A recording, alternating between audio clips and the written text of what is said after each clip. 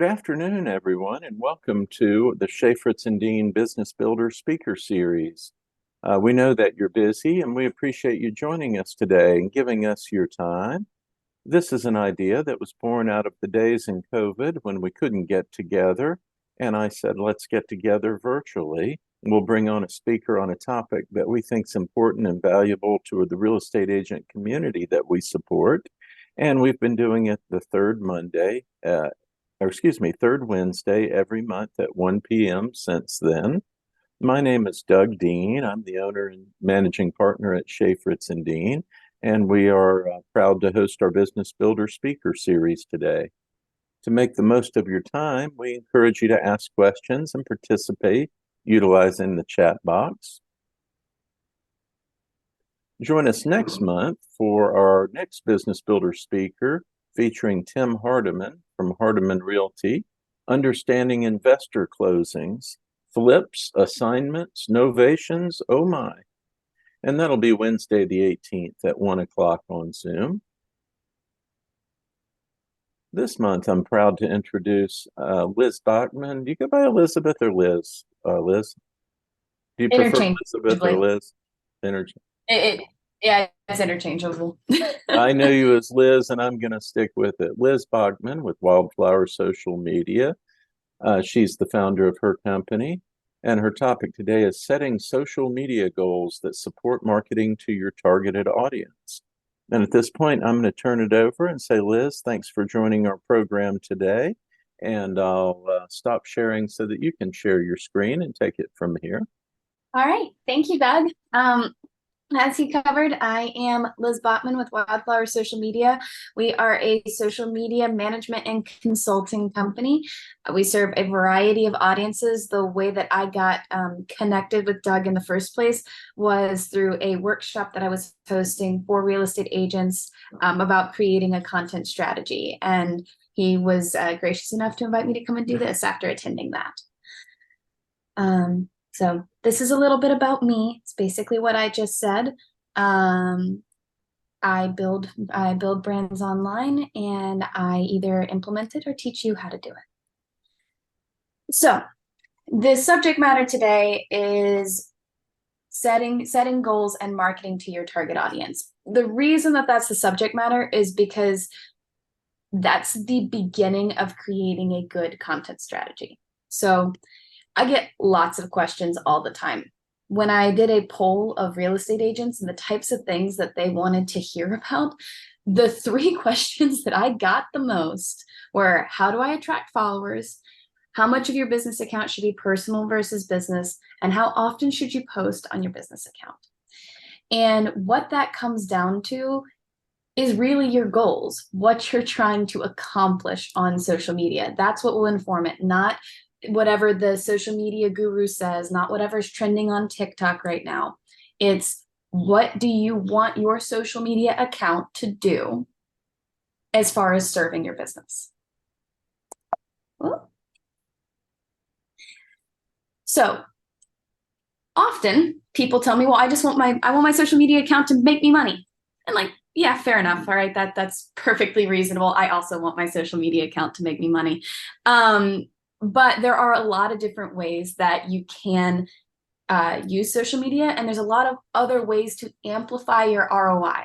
Because if all you're trying to do on social media is make money, especially when you're getting started, you are going to be very frustrated very quickly. That's not to say that the end goal, once you've started to develop your strategy and pick up traction, that you won't make money, because you should.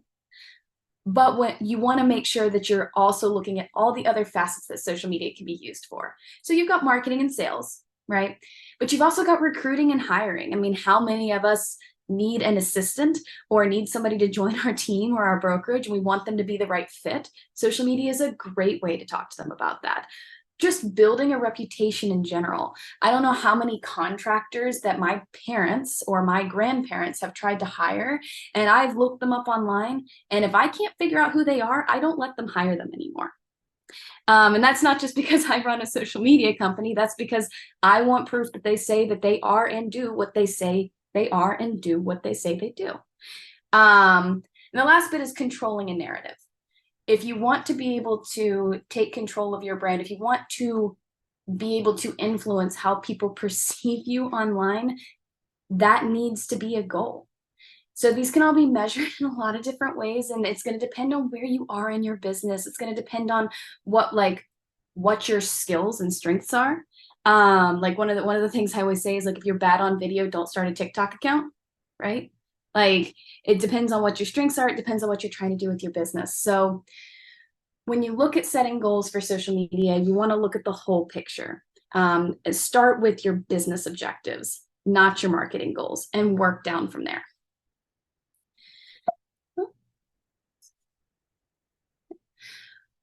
So you may be wondering, like, okay, I can set these goals. That's great. But how do I track them? How do I figure out if I'm hitting my goals? And that there's a couple of different ways to do this. So you want to attach a specific KPI. That's a key performance indicator to your social media goals. For marketing, this could be a variety of different things. So what are you looking at? A top of funnel conversion? Are you looking at the middle of the funnel? Are you looking at the end of the funnel? To clarify, top of funnel is that awareness content. That's that stuff that, a lot of people, it's silly. Some people, it's education. It's that thing that makes you stand out. And it's often whatever trending content that you grab a hold of if you decide that that aligns with your brand and the way that you want to represent your business. So if you're looking at top of funnel content, typically you're looking at metrics like reach. Reach is the number of people that have seen your content, not the number of times that your content has been seen.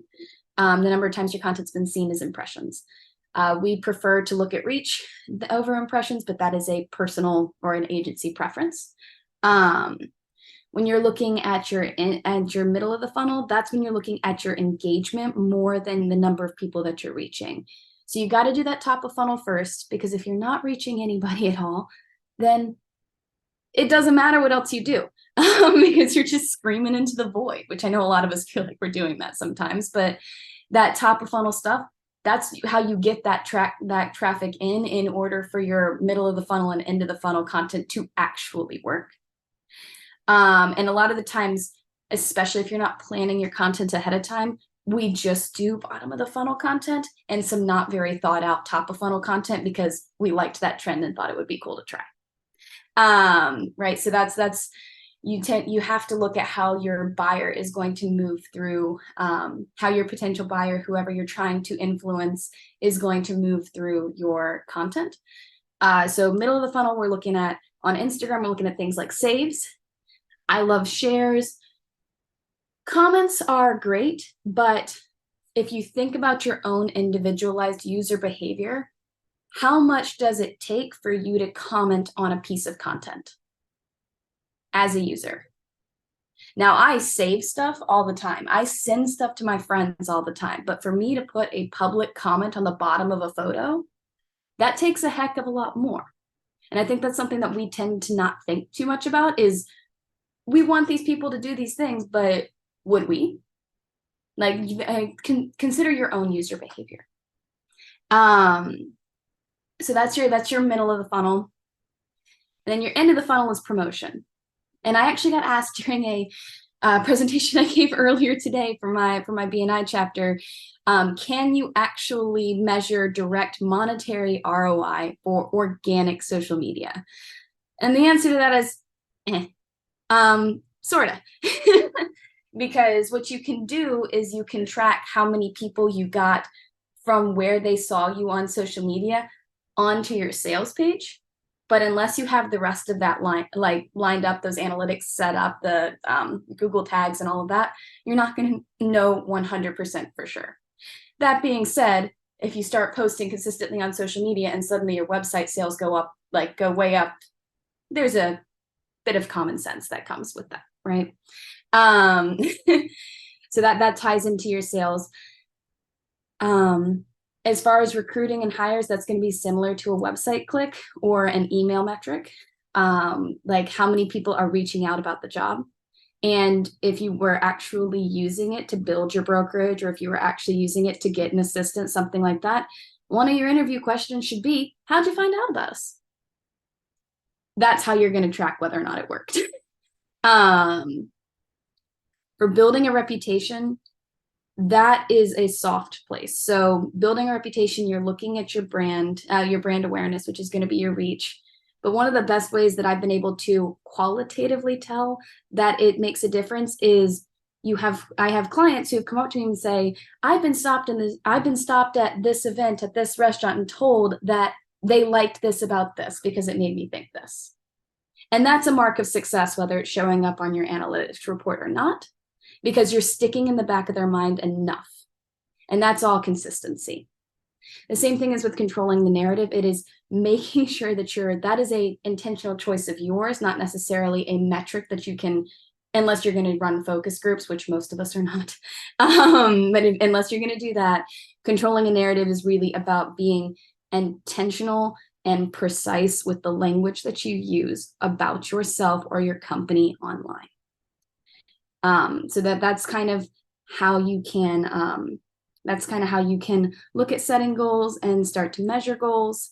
So those are my favorites when working with clients. But the other bit that we get into here when we're talking about setting goals is also who you're trying to reach. So the second most common question I get, one of the second most common questions that I get, and I actually got a ton of these today, was how do I know where to be to reach my target audience? Which social media platform am I supposed to be on? And the first step in that is actually knowing who your target audience is. And I know that kind of sounds like, yeah, obviously, but it's not. Because what ends up happening is I ask real estate agents all the time, well, who is your connection, right? Who do you want to talk to? I want to talk to anybody who wants to buy or sell a home. That's not helpful, because first of all, it's not often the first thing you learn about somebody, but also it's too broad. So if you're trying to reach anybody who's wanting to buy and sell a home, then you are the real estate agent who wants to meet anybody who's trying to buy or sell a home. You just, like the 100 other real estate agents that I heard saying that at the networking event before. So when you get more precise with who you're talking about, you're able to stand out. Now, there is a risk with that. There is an intrinsic anxiety that comes with that, because it's like, oh, well, then I might miss out on this if I do this. Generally, that's not going to happen, because either they wouldn't have been the right fit for you anyways, for a plethora of reasons, or they'll go, oh, I see you do this really well. Do you also do this? And then on a one-on-one basis, you can tell them, yes, I do. But picking out who you actually want to work with. So when I ran through this workshop, I've done it twice now with real estate agents. And when I ran through this workshop, at first, everybody was anybody who wants to buy or sell a home. Okay. But if you could pick one version of a person to work with forever, every single person who walked in your door was exactly this person, who would it be and why? And once we kind of dug into that, and they asked me, like, well, what if I turn people away? That sort of stuff. We just put that in a corner and we'll talk about this. What I got was a real estate agent who really was very passionate about helping nurses and physicians find housing. I got a real estate agent who was really, really interested in only the luxury market. Another one who wanted to help first-time home buyers, and another one who really just wanted to talk to investors. So I've had people who want to be somebody's friend and people who really don't want to be your friend. They just want to help you move through a transaction. Those personality types, that should show through in your content, because it will attract more people that you will actually enjoy working with. And you will be more appealing to them because they want somebody like you, which is going to make it easier to do your job. It's easier to do your job when you have clients that you actually want to have, right? So being specific is really important. Now, how does that play into picking a social media platform that is going to support the business goals that we just talked about, right? That's the next step. Well, there's two facets of picking which platforms you should be on. Okay. The first is your target audience there? Generally, the answer to that is yes. There are billions of people on all of these social media platforms. Someone is probably there. That being said, if you're specifically wanting to network with property managers or you're specifically wanting to do investing, then LinkedIn's probably a better spot for you than, say, TikTok. But if you're wanting to get with up and coming investors, brand new people who haven't made that buy yet, but they're wanting to, and you want to help them through that first step, TikTok's actually a really great spot for that because it's really, really good for pain point marketing and the short form educational videos. Instagram and Facebook, they're safe bets, just generally speaking, because they're massive and they're well known. Now, that doesn't mean they're well liked necessarily, but they are well known. So it's a whichever demographic you want to work with. So, Facebook runs a little older. LinkedIn is more professional. Instagram has a great parenting community, like a really great parenting community. It was shocking to me that when I got to dive into that recently, it was very cool. And then TikTok is great for people who want to learn stuff. Just in general, people who want to learn stuff. But there's a second part of this too, which is what are your strengths? What are you good at? If you are, and I mean this with as much love as possible, if you are really boring, do not put yourself on TikTok because you will not fare well. If you are monotone, do not put yourself on TikTok because you will not fare well. If you cannot get really all-striking visuals, don't go on Pinterest because nobody's going to click on your stuff. LinkedIn, they're starting to reward educational content. So if you have a lot of information about your field, then that's a great place for you. If you're maybe a little bit more new, Instagram's probably going to do a lot more heavy lifting. Does that make sense? So it all comes back to knowing, what do I want to accomplish? Who am I wanting to accomplish it with the most? And then what am I good at? Where can I excel? And being very honest with yourself about it too. Like, don't just, my favorite one is I have business owners approach me all the time. So-and-so said I should be on TikTok. And my response is always, why? Tell me why. Oh, because it's the new thing. No, that's not a business reason. Right? So that's kind of the that's kind of the gist of setting goals and figuring out your target audience. But if you guys have questions or anything like that, I would love to answer those. Otherwise, I'm just going to start getting way too nitty gritty with it, and you're going to get kind of bored very fast.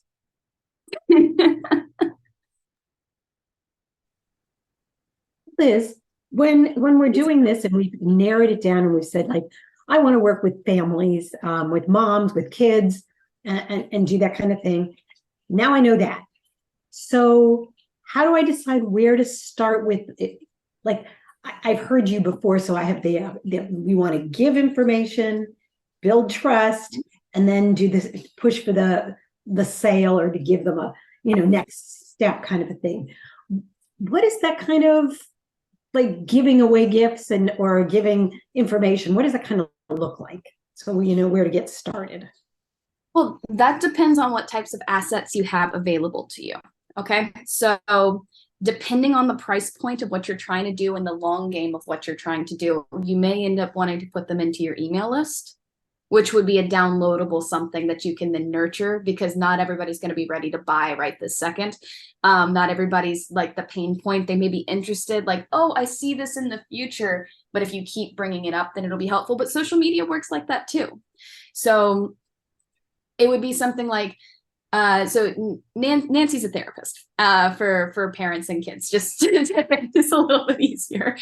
And so it would be something like sharing quick actionable tips, not stuff that's so convoluted that it can't make a difference, because that quick win is the instant trust. The quick win is the instant trust. So for me, it would be something along the lines of, check out this hashtag strategy. Do these 3 things, and then they can do it in 15 minutes or less, and it will help them with something. Quick trust. But if I were to give them something long and convoluted they're not going to use, then that's because we are experts in our own fields, right? Real estate agents, property managers, investors, therapists, social media managers, attorneys. We are experts in what we are experts in. And so we sometimes forget what the quick wins look like. We take them for granted because they're so intrinsic in what we do every day. So I would think about the last time you had a conversation with somebody and you watched their eyes do the thing. You know which thing I'm talking about? Well, can you make that a 1-sentence thing? So Liz, I got a question. That's a really great point. And so my question is, are you talking about like a lead magnet would possibly work on social media? For example, Nancy has, she can say whatever tip really quick, right? And say, for more, click on here, and it's her free parenting quiz. Would that be something that could work? That's the call to action? Well, considering I mostly know Nancy's content on Instagram, I wouldn't do that call to action on Instagram because there's no clickable links on Instagram. Oh, So I would do something akin to comment an emoji, comment ready, comment me, comment like just and tell them what you want them to put. Don't make them come up with it, because friction, barriers to entry, right? Like we want to reduce friction as much as humanly possible. Comment this and I will DM you the link for my free parenting quiz. perfect. So that actually drives engagement. So there's no way to go say link in bio and then goes to her. Yeah. All You right. can, Okay. but when you do that, that's fine. And I would, if you're talking about a freebie and a piece of content, regardless of the niche that you are in, I would have a link to that freebie in your bio with a call to action in the bio that says that it's there. But I would still do the call to action of comment this, because that's going to help you. Because think about it. Instagram and any social media platform sends your content to people who are similar to people who have enjoyed your content and sent a signal into the algorithm that says that they like this content, right? That's how these platforms work. That's why if you scroll TikTok too long and you like too much of the same thing, it takes a very long time to get them to stop sending you the stuff, even if it wasn't an intentional rabbit hole. Well, that's how all the algorithms work. TikTok's is just the most precise right now, where when you like a bunch of therapy stuff, a bunch of mental health wellness stuff, a bunch of parenting stuff on Instagram, it will serve you more of that content, because the more of that content that you consume, the more likely you are to stay in the app so they can serve you ads. Therefore, it is in their best interest to serve up more content that are like that. So if you can get them to further engage, that's going to be a benefit. And then if you have it anyways, and if they check back for your profile, they'll see the call to action that directs them anyways. Does that make sense? It does. So that call to action that you said, if there is a link and it brought you to Nancy's website and the parenting quiz, will she get the KPIs? Will she get the analytics that just from that integration, whatever you call it? So if somebody clicks on the website on your Instagram bio, like if somebody clicks on that website, there are analytics for both natively on Instagram, but also most scheduling platforms have it to some capacity. I use Metricool. I really, really like that one, but you can do Sprout, Hootsuite. I don't know if Buffer does it. They do. But that will tell you how many people clicked your website, but that's not necessarily an algorithm signal on that piece of content, but that profile visit is. Okay. So when you clicked over the profile, that is. Does that? Yeah. And then is it different for LinkedIn? I thought you could click a link in LinkedIn. So let's just say she had the parenting quiz. LinkedIn and Facebook, you can use a link in your copy. Okay. Yeah. So Yeah. for the real estate agents who are listening to this, then like having a checklist of things you should do before you sell your house, or have things that you should be asking a realtor before Yeah. you hire them, or those kind. If you want that checklist, then click here. And think specifically about targeting, like whichever lead magnet you create should be specifically for that ideal person that you want to work with. It shouldn't be a generic, here are 5 things that you can add, because you don't need to download that. They don't need to give you anything to get that information, right? That's just not, it's almost too low hanging a fruit. So Yeah. what it would be more of is like, say you want to be specialized in a specific area. You love Candler Park in Atlanta.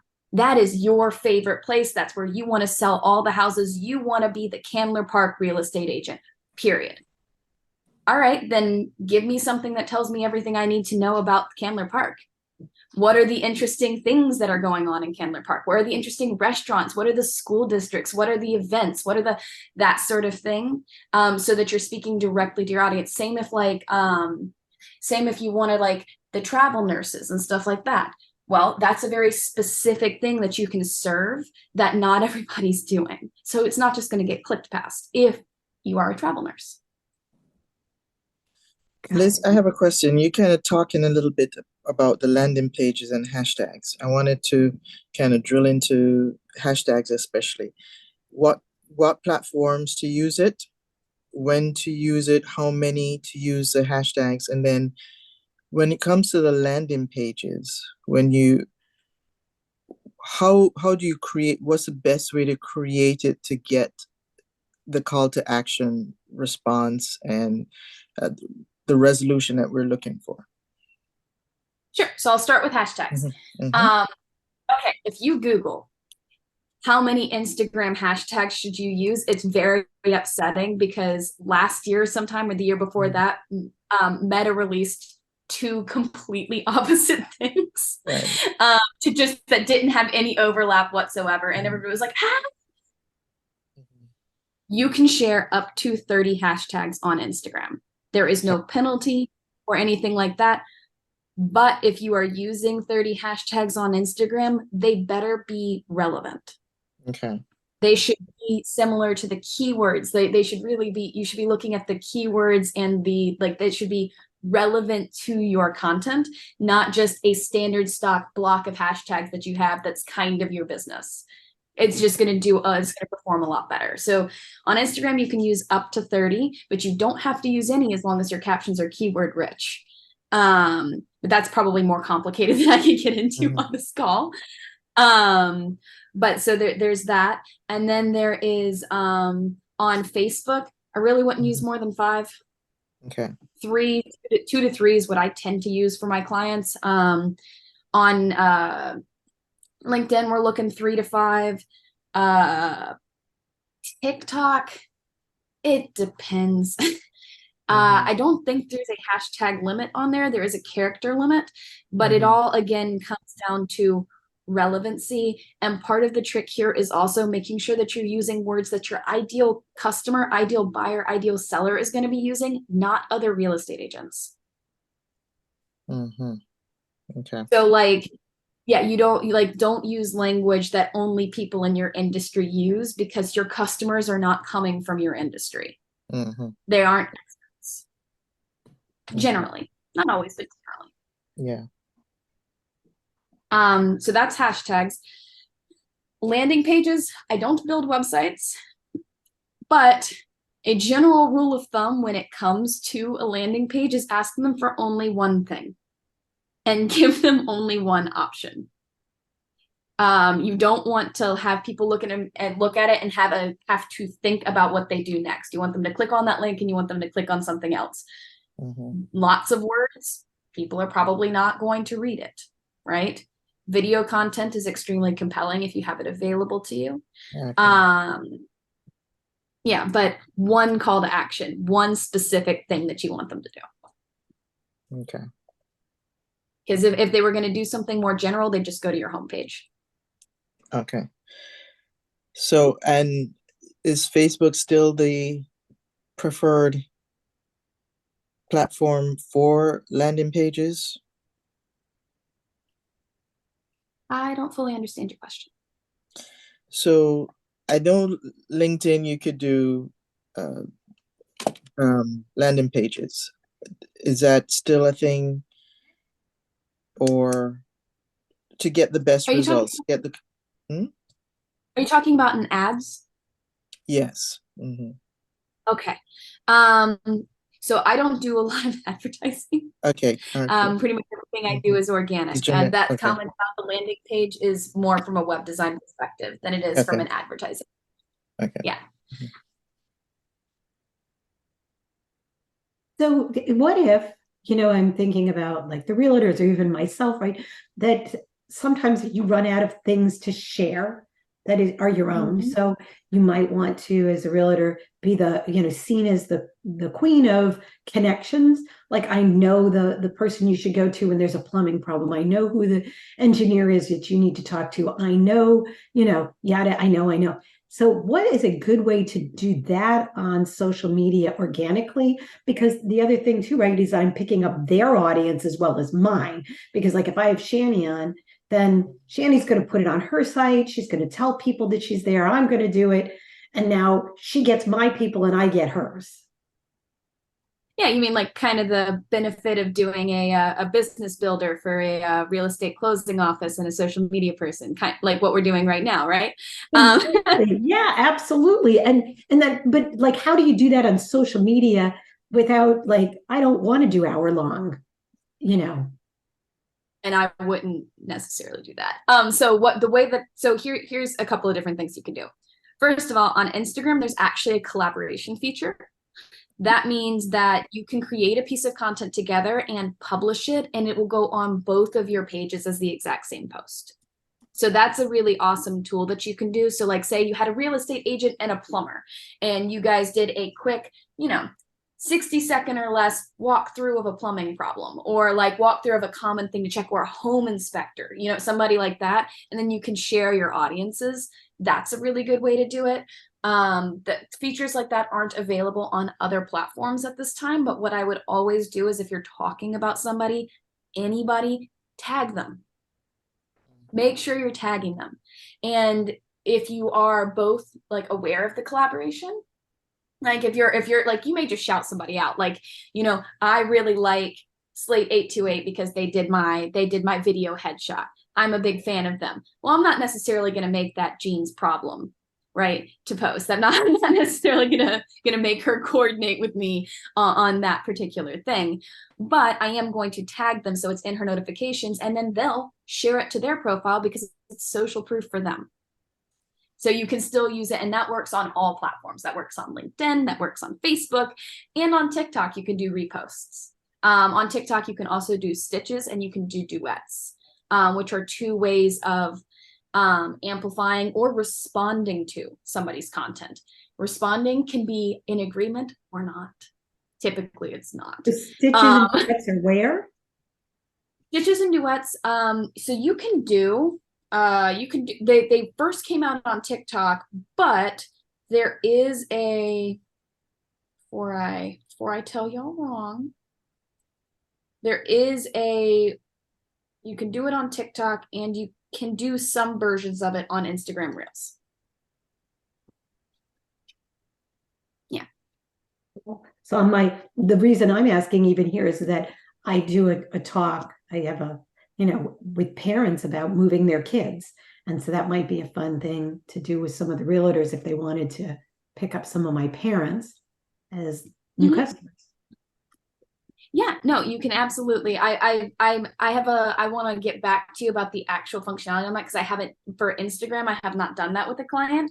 However, I have done duets for myself on Instagram, or they may call it something different. It's duets on TikTok, but it's when their screen, their original video is right here, and your video that runs at the exact same time is over here.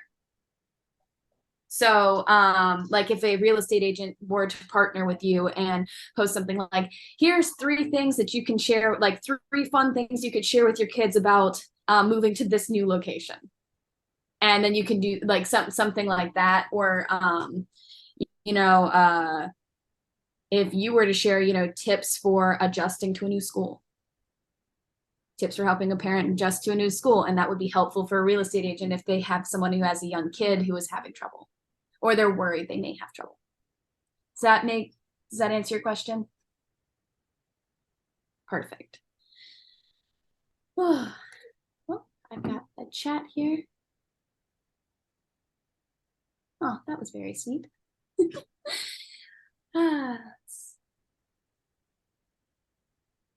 It feels almost like you're stealing when you have too many questions because you do this for a living. Oh, please steal, because we've got another 20 minutes and I went faster than I expected to. So that's fine. It's all good. What you Yeah. shared this morning about the new thing with LinkedIn, saying that it would I forgot how you said it. Was it the algorithm, or are they going to favor more content that's educational? What could you kind of go through that? That was pretty good. I'd like to learn more about that. my off the cuff after my phase out. Oh God.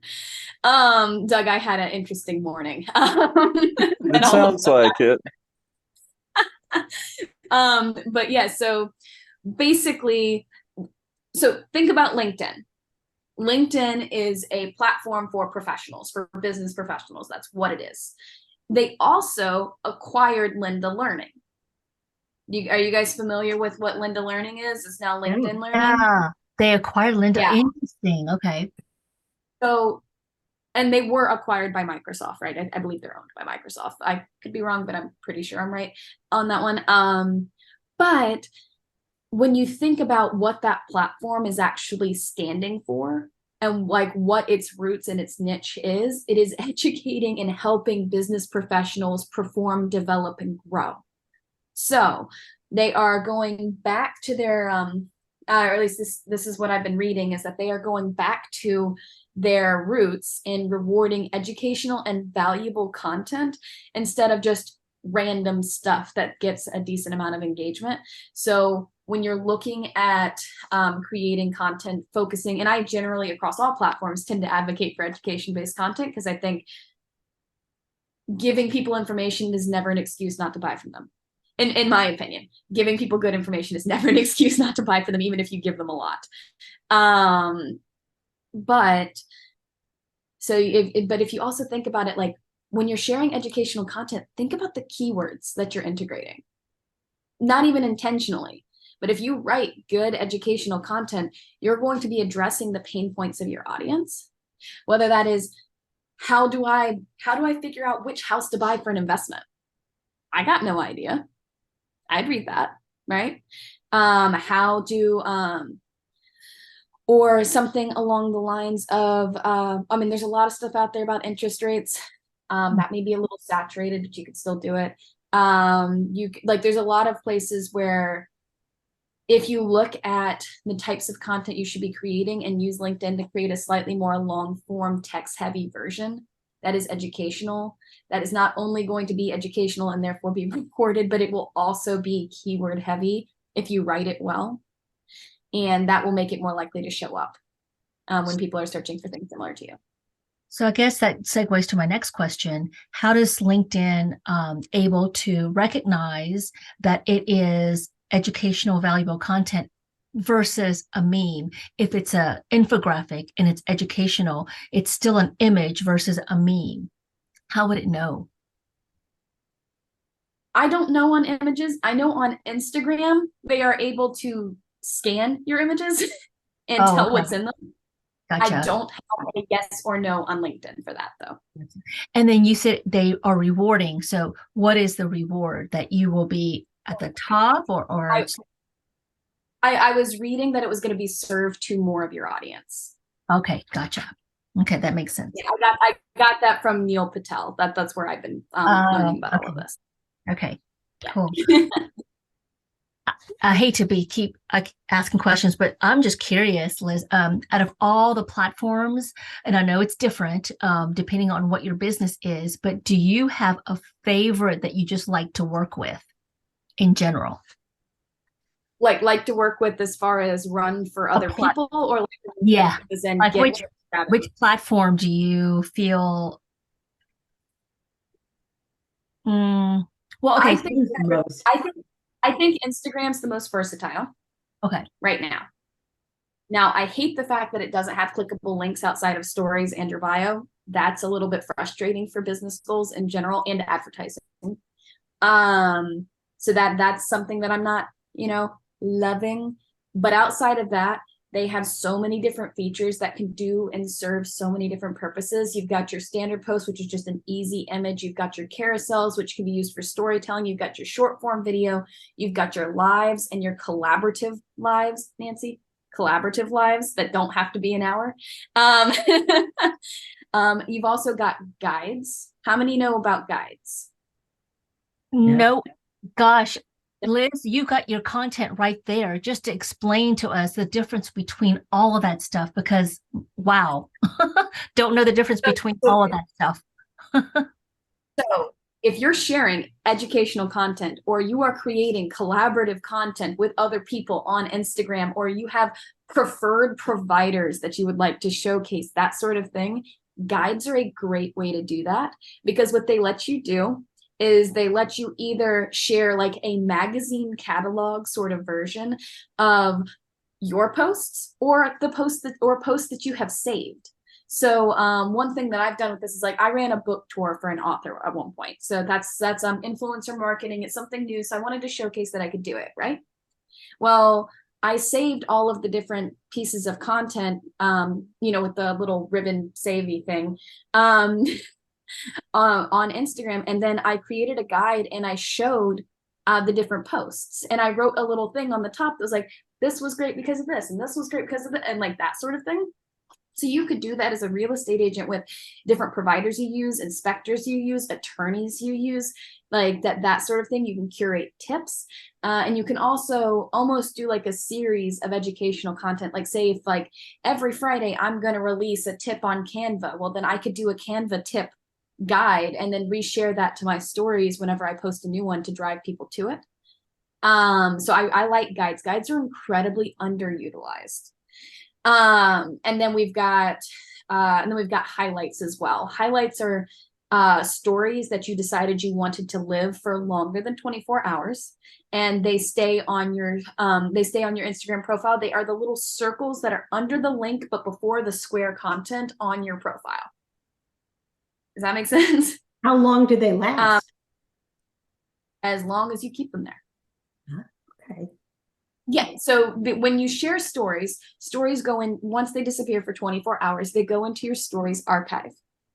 Mm-hmm. So you can then hit like, if you look at your profile, you'll see, here, let me show you. Okay. Profile, name, bio, link, other tools. These are highlights. And then there's your content. Does that make sense? I think so.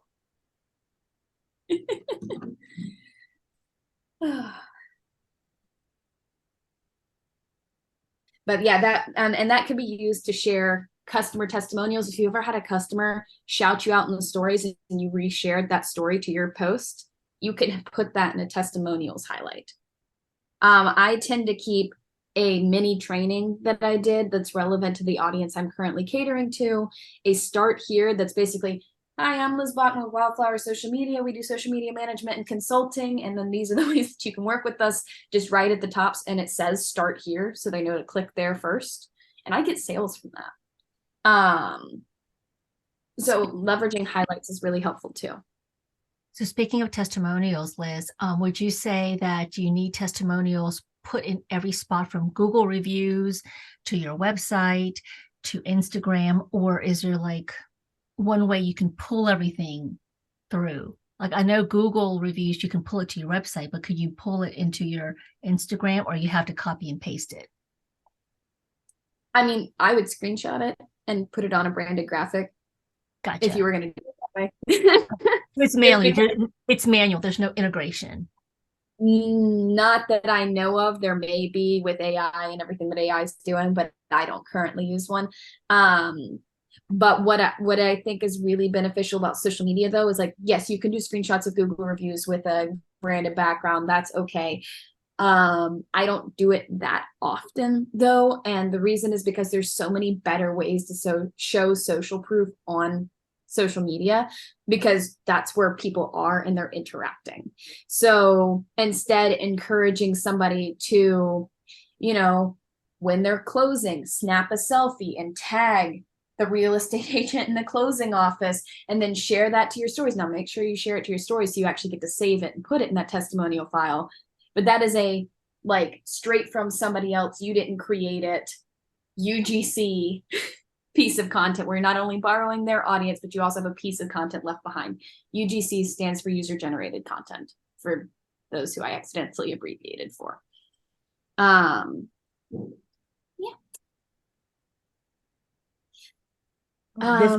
Yeah, so I like how versatile Instagram is. When it comes to personal use though, I get in the rabbit hole with TikTok really bad. And then when it comes to B2B interaction, so like marketing agencies and stuff like that interacting with me, that generally happens through LinkedIn. So that's kind of, I'm sorry, I think I talked over somebody, I'm sorry.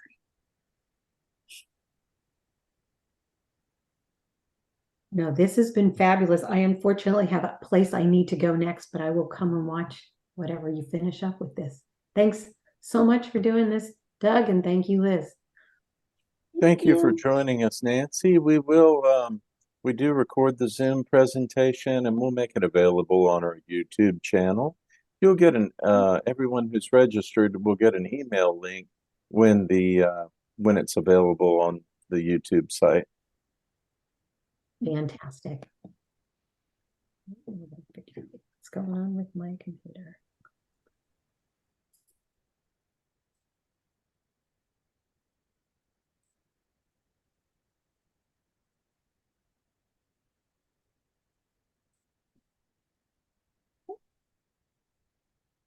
Anybody else got questions?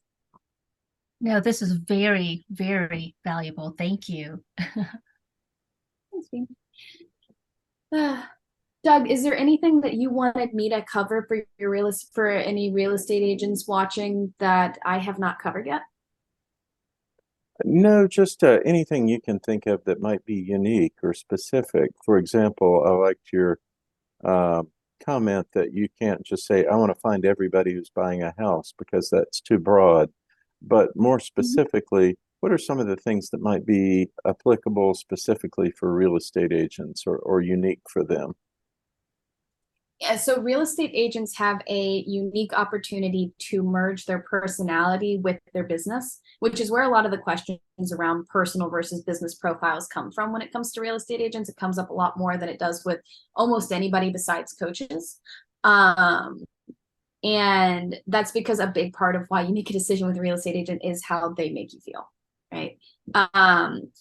So when it comes to showcasing personality, I really do think that video content's very important for real estate agents. Putting your own unique flair on things like house tours, putting your own unique flair on things like house tours, or going out of your way to find those collaborative partnerships that not only potentially could get you more reach, but will just give you more credibility. Like, if something goes wrong, will this person be able to help me? Is a big part of why people like having an agent, is because they know more than what we can find online, right? That's why there's school and classes and all of that. What I would say specifically for agents is also, you are a business. Sometimes we don't fully act like personal brands are businesses, but they can be, which is why you get another reason why you get the personal versus the business page question. But a lot of the time what you're doing is you're developing a intentional personal brand, which is a business page. That is a business page, not a personal page. So you're, a lot of like the stuff like, so that's basically where I would be looking at. That's where most of the conversations I have end up with real estate agents, is how do I show my personality without it being a personal page, with it being, personalized and specific and catering to my people. And yeah, trends are great for visibility. There are a lot of real estate trends for agents, but house tours are really great. Informational stuff is really great, and collaborating with people is going to be really significant. But and at the end of the day, it is business marketing. Mm-hmm.